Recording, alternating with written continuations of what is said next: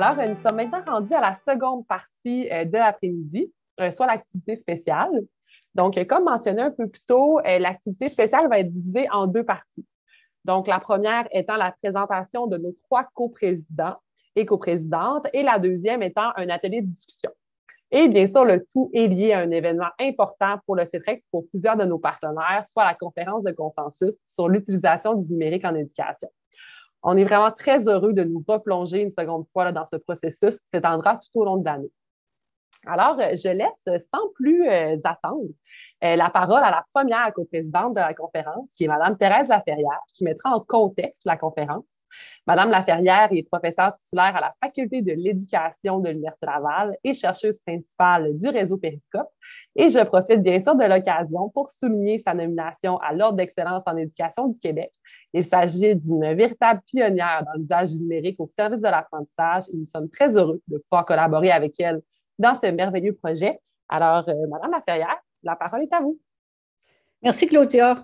Bon après-midi, tout le monde. Le CETREC tient maintenant des conférences de consensus comme voie de transfert bilatéral de connaissances.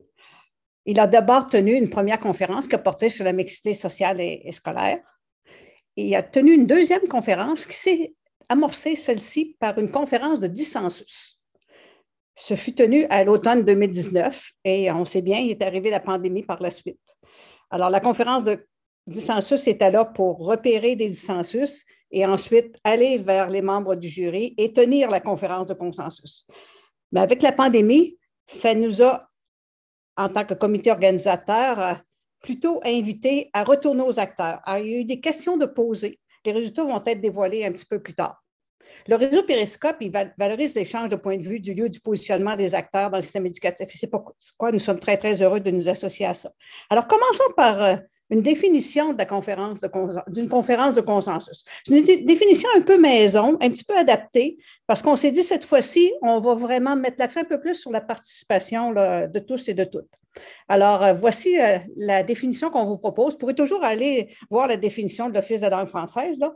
Elle est bel et bien là, la définition de conférence de consensus. Mais pour les besoins de notre conférence à nous, voici la définition qu'on vous propose. Les participants et participantes se penchent sur un sujet d'intérêt commun, source de dissensus, sous l'éclairage des informations disponibles et de leur propre expérience, donc pas seulement les connaissances scientifiques. Hein.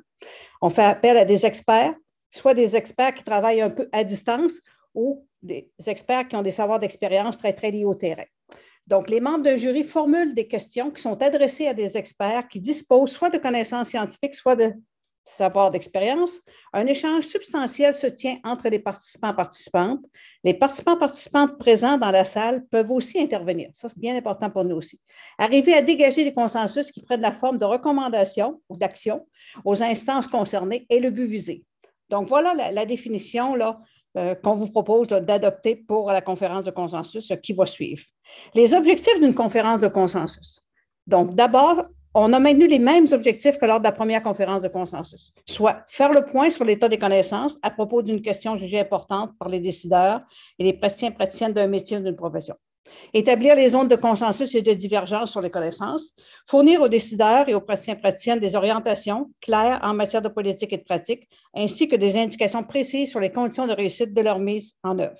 Alors, voici ce à quoi on vous invite. Donc, pour guider un petit peu notre cheminement dans ce processus, le comité organisateur vous propose un schéma. Alors, ce schéma-là vient, pour les personnes qui sont peut-être familières avec ça, c'est la fenêtre de Johari en relations interpersonnelles. Moi, dans une vie antérieure, j'ai un doctorat en éducation humaniste et il y avait beaucoup de développement de la personne, le développement des groupes et le développement organisationnel. Alors, bien avant de voir dans le numérique de l'oxygène pour la suite de ma carrière, remarquez qu'il faut retourner quand même en 1995 pour cette dernière phase de suite. La fenêtre de Johari est la suivante. Dans la fenêtre de Johari, on considère d'abord la zone A. C'est une zone qui est publique, c'est une zone qui est ouverte. Autrement dit, c'est qui est connu de la majorité des acteurs et des chercheurs. Cette zone nous rappelle ce que, à la fois, nous connaissons nous-mêmes et ce que les autres connaissent. Ce qu'on va vous proposer au cours de cette démarche, c'est d'agrandir la zone A. agrandir la zone A en grugeant un peu sur la zone B et en grugeant sur la zone C et en faisant diminuer la zone D. Donc, si on regarde les grands axes, là, et d'ailleurs, c'est ce que le collègue Simon Collin va discuter dans quelques minutes, on a un axe de la démocratisation. Hein. Ça va d'un accès facile à un accès plus difficile. Donc, l'idée, c'est de reculer le facile, c'est-à-dire de l'augmenter, hein, et également, l'axe vertical, on l'appelait le retour sur l'investissement. Autrement dit, c'est un peu la valeur ajoutée. Alors que l'axe de démocratisation, on pourrait dire simplement, c'est la question de l'équité qui est discutée. Donc, une équité de plus en plus grande, mais qui devient de plus en plus difficile pour atteindre les dernières couches de cette équité. Et même chose pour le retour sur l'investissement. Il y a des retours qui sont faciles, il y en a d'autres qui sont plus difficiles à atteindre. Donc, on vous suggère d'agrandir la zone A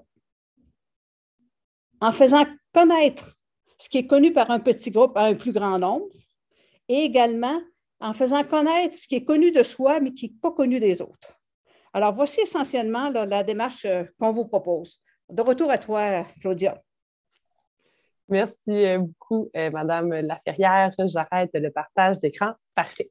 Alors, merci pour cette mise en contexte. Maintenant que vous nous avez présenté le contexte général, mais comme vous avez dit, on va approfondir un peu les axes qui seront abordés, puis on profite de l'occasion pour vous présenter nos deux autres coprésidents qui ont accepté de se plonger dans cette aventure-là avec nous. Donc, le premier que j'invite à s'adresser à vous est M. Simon Collin, professeur au département de didactique des langues de l'Université du Québec à Montréal et le titulaire de la chaire de recherche du Canada sur l'équité numérique en éducation. Il s'agit d'une première collaboration entre le CETREC et M. Collin et nous sommes vraiment très heureux de pouvoir compter sur son expertise. Alors, M. Collin, je vous laisse la parole. Merci Claudia, merci Thérèse également pour avoir mis la table si bien sur la question d'équité et de démocratisation qui est un des axes effectivement qui va nous intéresser dans le cadre de cette conférence de consensus. Alors avec les quelques minutes que j'ai, j'aimerais souligner pourquoi la démocratisation du numérique en éducation me semble si pertinente dans le cadre de cette conférence de consensus. Comme vous le savez sans doute, il y a plusieurs discours éducatifs sociaux sur les jeunes et le numérique qui laissent penser finalement que les nouvelles générations d'élèves sont nées avec les technologies, ce qui est vrai, ce qui n'est pas faux, qu'elles utilisent beaucoup les technologies, ce qui est aussi vrai, donc qu'elles seraient prêtes à apprendre avec les technologies à l'école, et c'est là qu'on peut nuancer un petit peu ce discours-là, ou en tout cas les implications de ce discours-là sur l'utilisation du numérique à l'école et de ses implications en termes de démocratisation notamment. Dans la mesure où, certes, les jeunes utilisent beaucoup les technologies dans leur quotidien, notamment extrascolaire, ça ne veut pas dire pour autant qu'ils sont si préparés que ça à les utiliser dans des finalités éducatives, notamment à l'école. Pourquoi? Pour plusieurs raisons.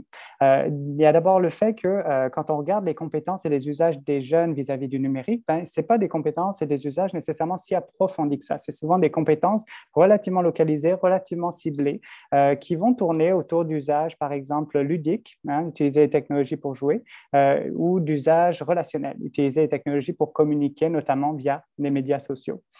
Par ailleurs, en plus d'avoir une compétence numérique qui n'est pas toujours aussi forte qu'on l'attend en tant qu'adulte, les jeunes n'ont pas forcément développé des usages et des compétences égales les uns avec les autres. Autrement dit, ils évoluent dans des milieux sociaux qui sont différents et qui vont impacter le développement de leurs compétences numériques. Et on rejoint ici le thème des inégalités numériques qui sont elles-mêmes enchâssées dans les inégalités sociales et, on le devine, dans les inégalités scolaires. De sorte qu'il y a une certaine disparité de compétences numériques entre les élèves également. Et puis finalement, je dirais surtout, en ce qui nous concerne ici, nous, en tant qu'éducateurs, les usages et les compétences numériques des jeunes en contexte extrascolaire ne sont pas nécessairement celles qu'on attend en contexte scolaire. Comme je le disais, les usages ludiques, relationnels sont fort importants à développer, mais ce n'est pas forcément eux qu'on va vouloir privilégier, ou en tout cas pas cette finalité-là en milieu scolaire, où on est sur des usages productifs, participatifs, cognitifs, etc., que les jeunes ne sollicitent peut-être pas autant en milieu extrascolaire. De sorte qu'il y a bien un enjeu de démocratisation des compétences numériques à l'école, et que si l'école ne le fait pas, finalement, qui le fera? Qu'il le fera pour nos jeunes. Alors, c'est dans ce sens-là que cette thématique de la démocratisation du numérique en éducation, je pense, a toute sa place à l'école et dans cette conférence de consensus. Alors, la question qui se pose avec la pandémie qu'on a vécue un peu plus d'un an maintenant, c'est de savoir quel effet de la pandémie sur la démocratisation du numérique en éducation. Et de ce point de vue-là, il y a quelques constats qu'on peut faire qui amènent des questions, quasiment plus qui répondent à qui amènent de réponses. Et c'est dans ce sens-là aussi que la conférence de consensus va être un espace privilégié pour réfléchir et essayer de cadrer un peu la lecture qu'on peut faire et les pistes d'intervention qui peuvent en ressortir. Pour sûr, la pandémie a vraiment permis d'accroître fortement l'équipement dans les écoles du Québec. Indéniablement, les écoles sont mieux équipées numériquement qu'elles l'étaient avant la pandémie. Cela dit, on parle ici d'une massification du numérique en termes d'équipement, mais cette massification, elle ne se traduit pas nécessairement, ou en tout cas pas automatiquement, en une démocratisation du numérique, notamment sur le plan des usages et des compétences. Parce que pour qu'il y ait démocratisation du numérique en éducation, il ne faut pas simplement de l'équipement, même si c'est bien sûr indispensable, il faut aussi des pratiques pédagogiques, et c'est là qu'on retrouve le cœur du travail enseignant, des pratiques pédagogiques signifiantes et durables du numérique en salle de classe qui vont permettre de développer chez les élèves un rapport éducatif au numérique. Et là, on peut parler vraiment de démocratisation du numérique en éducation, un rapport éducatif qui est donc distinct, ou en tout cas qui ne se limite pas au rapport ludique, relationnel que les élèves peuvent développer à l'extérieur de l'école. Alors, savoir comment la pandémie a joué sur la démocratisation du numérique telle que je viens d'en parler, ça reste une grande question et c'est ce qu'on va pouvoir donc développer.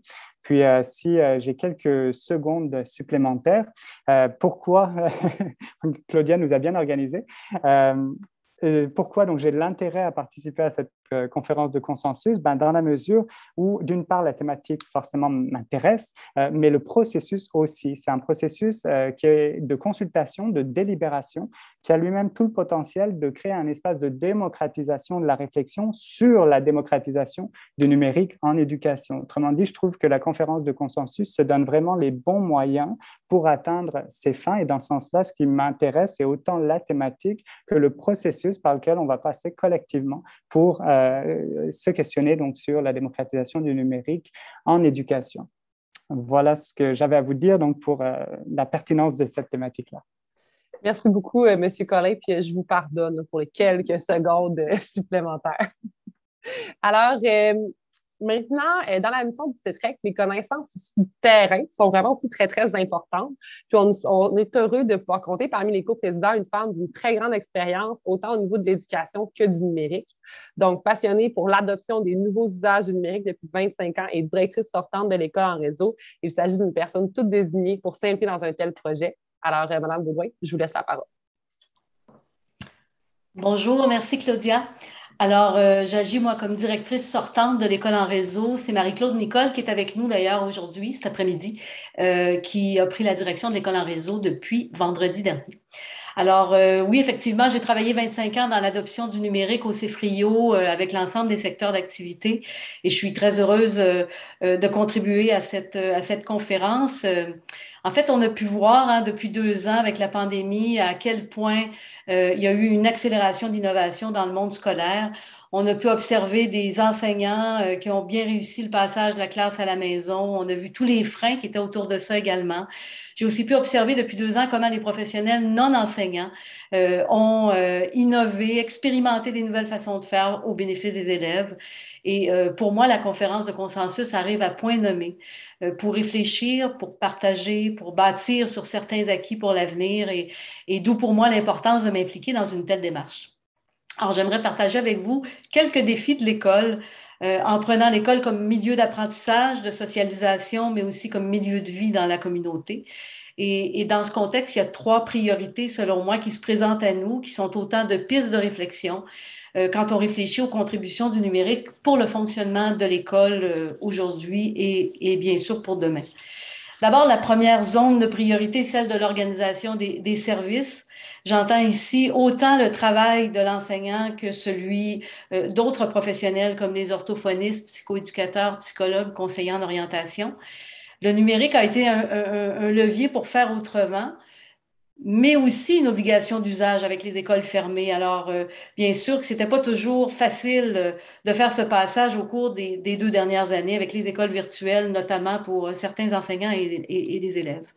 Alors, comment repenser l'organisation actuelle pour faire place à quelques opportunités que nous avons pu observer pendant la pandémie? On sait que dans le secteur de la santé, les combinaisons présentielles, virtuelles se sont très rapidement mises en place il y a 1 an et demi. Ça a été moins le cas en éducation. En tout cas, ça ne s'est pas structuré de la même façon.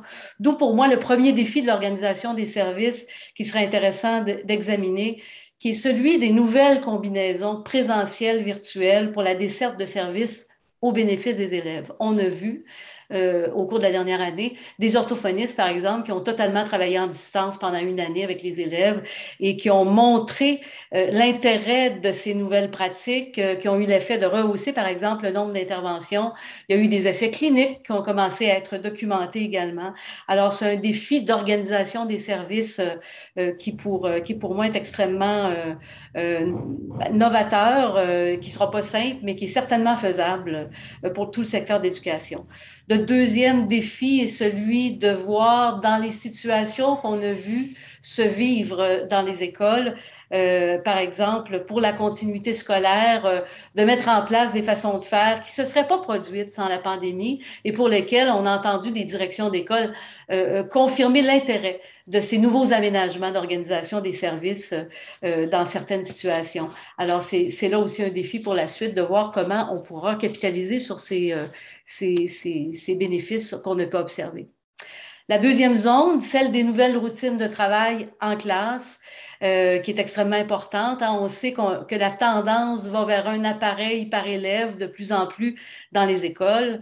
Dans ce contexte, comment pouvons-nous utiliser l'équipement numérique de l'élève pour tirer les meilleurs bénéfices pour l'apprentissage? Pas une question facile.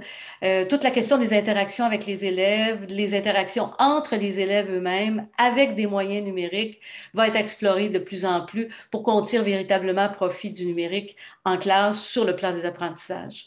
Également, les approches pédagogiques, hein, comment amener des approches pédagogiques plus diversifiées pour que le numérique puisse susciter motivation, engagement de l'élève, ses capacités à se développer à travers des interactions signifiantes avec les autres, mais bien sûr des interactions signifiantes dans les apprentissages.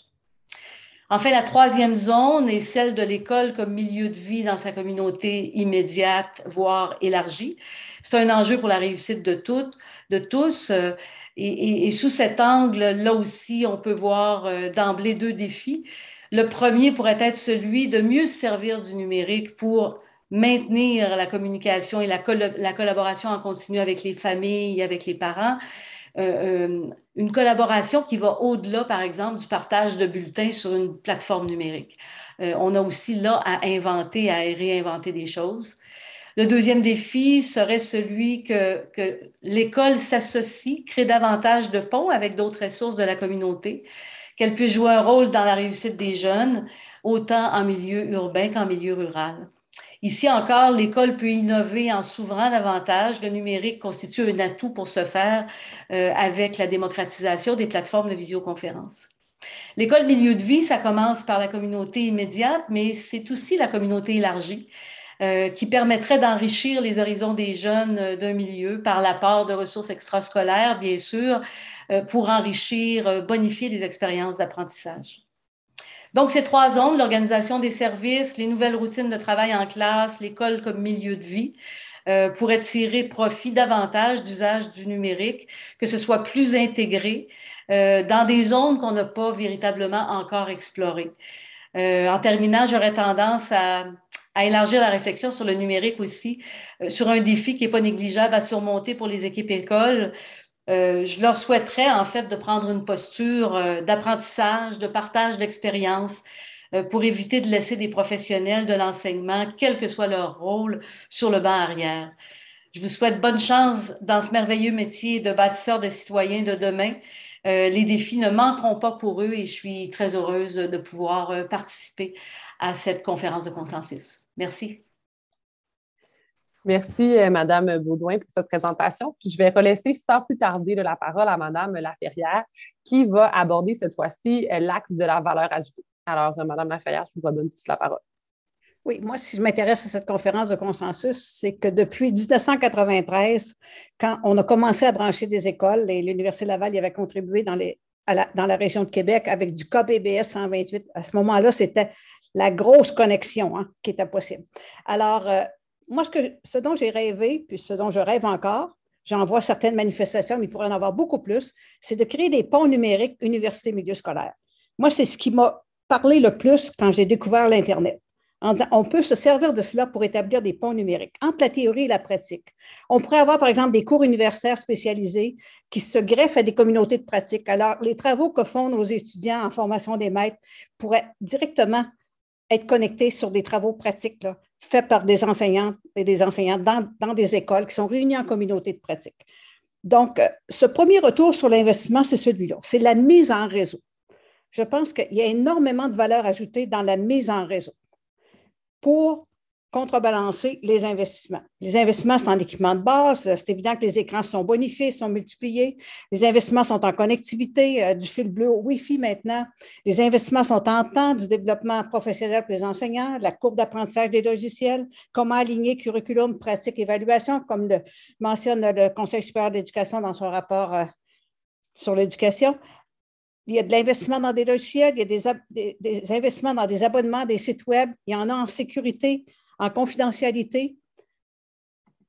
La mise en réseau pourrait nous permettre déjà un très, très bon retour. Alors, ça veut dire quoi la mise en réseau? C'est des ressources externes présentes en classe, que ce soit des ressources documentaires ou des experts.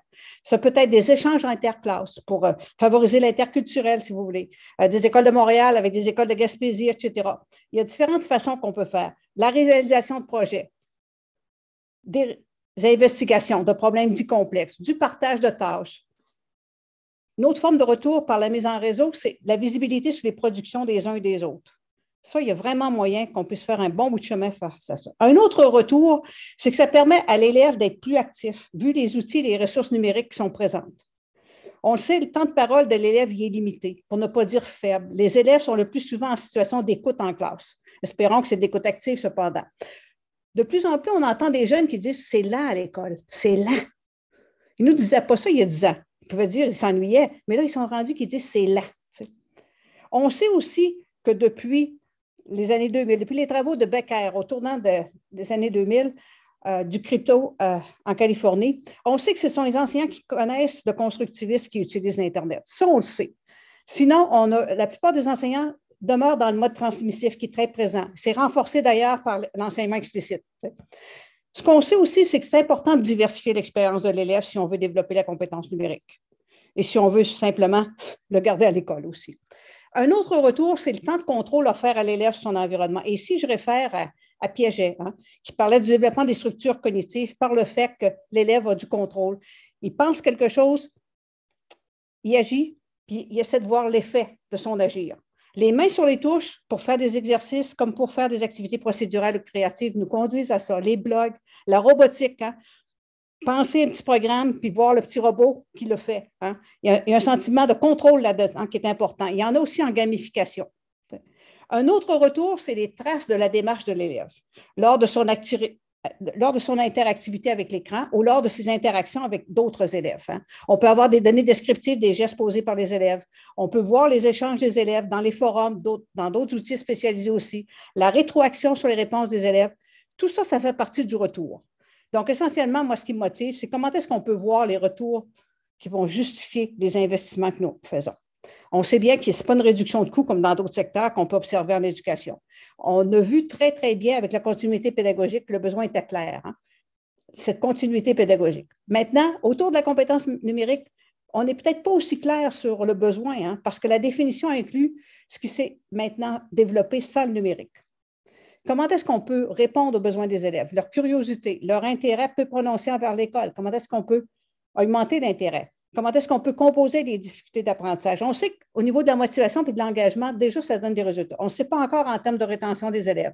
Je pourrais continuer ainsi, mais là, Claudia va me faire des gros yeux. On en reparlera. Mais je terminerai en disant que le modèle SMART, qui consiste à dire, d'abord, ce qu'on fait avec les technologies, c'est de la substitution. Il faudrait arrêter de substituer. On le fait en continuité pédagogique en bonne partie, mais il faudrait être capable d'augmenter l'expérience de l'élève. Il faudrait être capable de modifier l'expérience de l'élève. Il faudrait peut-être être même capable de la redéfinir. Et ceci nous ramène peut-être là à Bloom. Quand Bloom a été révisé en 2001 par Anderson et compagnie, on s'est dit il faut mettre l'accent sur l'analyse, l'évaluation et la créativité. Alors, je nous laisse là-dessus pour le moment. Merci, Mme Laferrière. Je n'ai pas fait de gros yeux. Mais c'est drôle quand même parce que M. Collin et Mme Laferrière ont mentionné ma gestion du temps. Je pense que je les stresse, mais en même temps, nous sommes pile à l'heure dans le timing. Donc, je pense que ma pression est quand même efficace. Alors, maintenant, avant de vous lancer officiellement là, dans l'atelier en sous-groupe, je tiens à prendre quelques minutes pour vous présenter les résultats du questionnaire qui circule depuis environ 15 jours dans le réseau. Vous l'avez sûrement sans doute vu passer. Alors, nous l'avons partagé dans le réseau comme première étape afin d'établir la zone du connu, zone que Mme Laferrière a présentée précédemment. Donc, on a formulé 5 questions. Puis, dans la majorité des cas, nous demandions aux gens de trancher, était-il plus oui ou était-il plus non? Et là, je sais que ça a été difficile pour certains. On a eu quand même des gens qui nous ont écrit comme quoi c'était difficile de trancher ou de ne pas justifier. Mais justement, on ne voulait pas vous laisser la possibilité d'avoir une raison un peu plus centrale.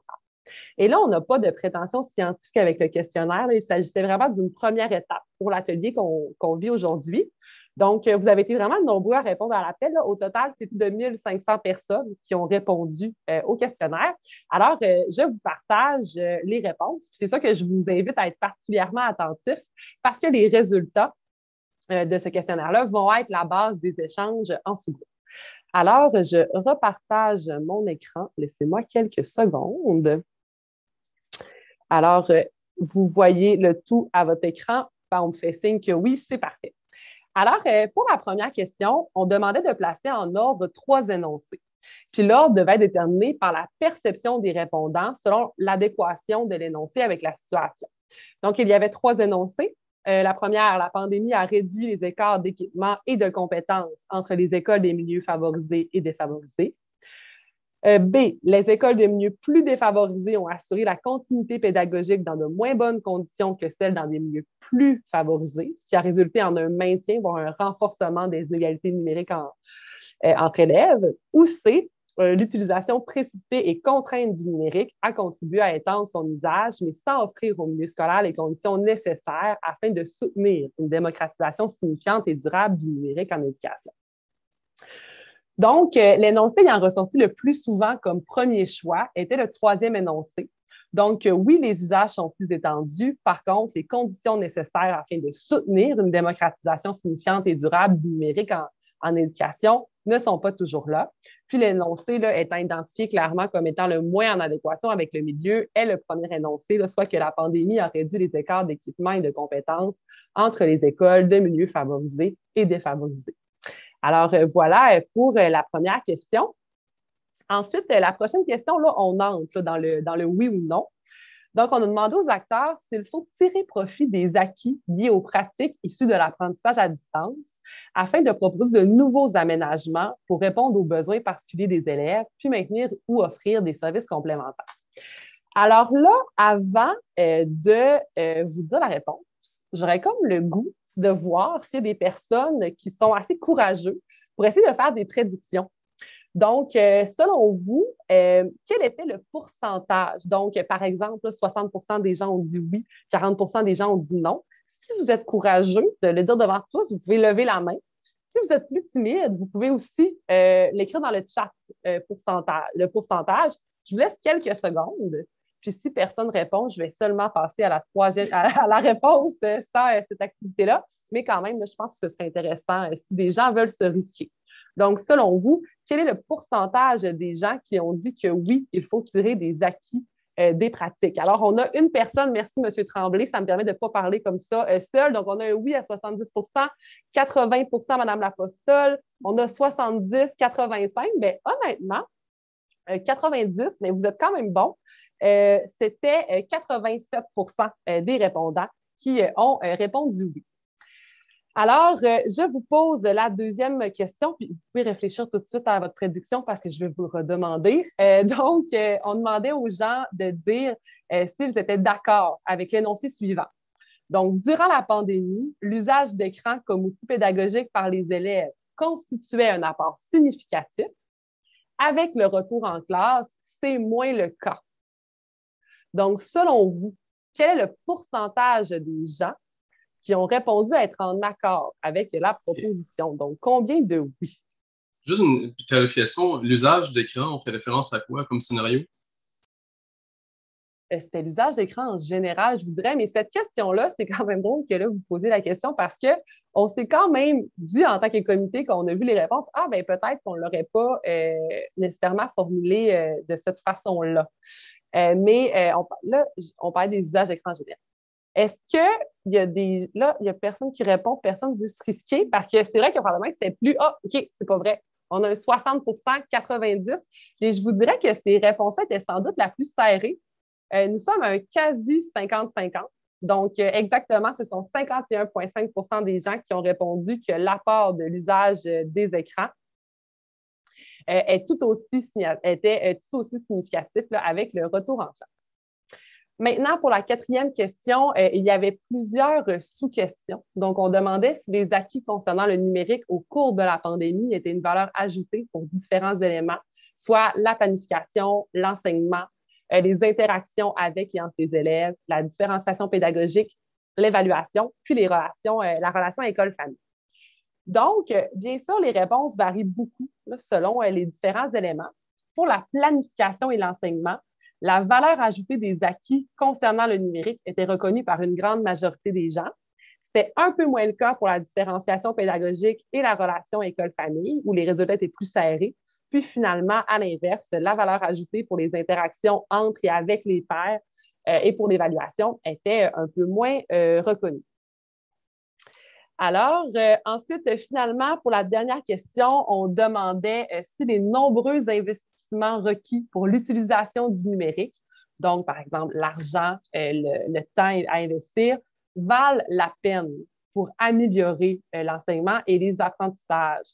Selon vous, quel est le pourcentage, je regarde encore le clavardage, combien de pourcentage de nos répondants ont répondu que oui, les nombreux investissements valent la peine pour améliorer l'enseignement et les apprentissages.